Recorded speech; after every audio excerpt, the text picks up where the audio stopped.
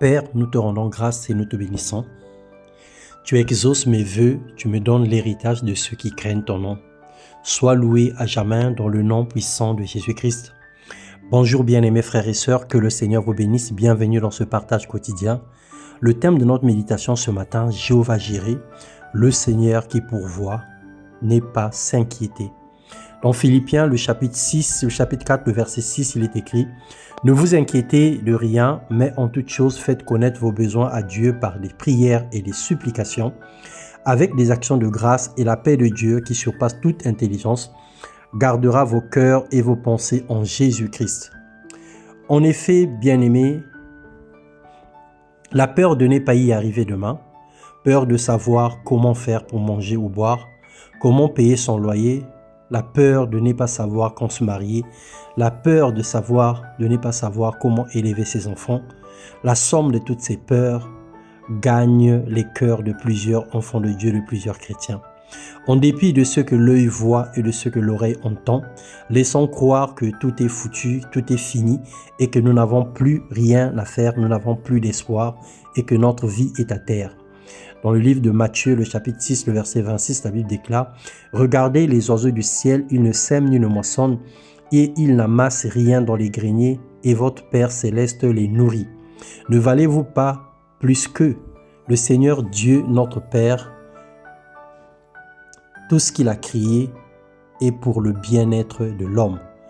Nous avons plus d'importance à ses yeux que les animaux et les herbes des champs. » Genèse 22, le verset 8 à 14, Abraham répondit à Isaac, « Mon fils, Dieu se pourvoira lui-même de l'agneau pour l'holocauste. » Et ils marchèrent tous les deux ensemble. Alors ne pleure pas, bien-aimé, ne pleure pas pour ta vie, ne t'inquiète pas pour le lendemain. Parle à Dieu, présente-lui tes besoins et attache une promesse de la parole relative à cette demande. Exprime-toi humblement tout en rendant grâce à Dieu. En attendant l'exaucement, demeure dans la joie, dans la louange jusqu'à ce que vienne la réponse de Dieu.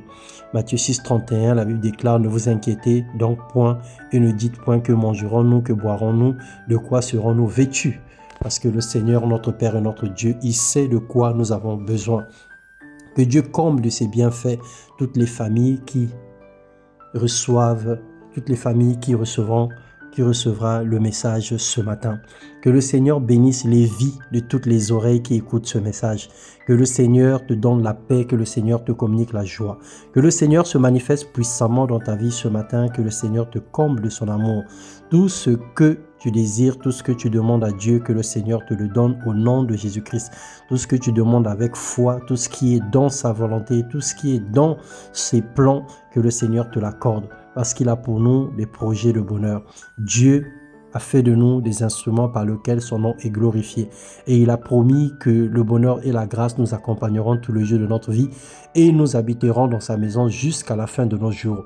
Bien-aimé dans le Seigneur, n'oublie pas la promesse du Seigneur et ne considère pas Dieu comme étant un menteur parce qu'il est le Père de gloire, il est Jéhovah Jireh. Il est celui qui pourvoit à tous nos besoins, même dans la solitude. Il crée des sources d'eau vive. Même dans le désert, il ferait un chemin parce qu'il est le maître de temps et des circonstances. Sois béni à jamais et sois fortifié dans le nom de Jésus-Christ. Amen.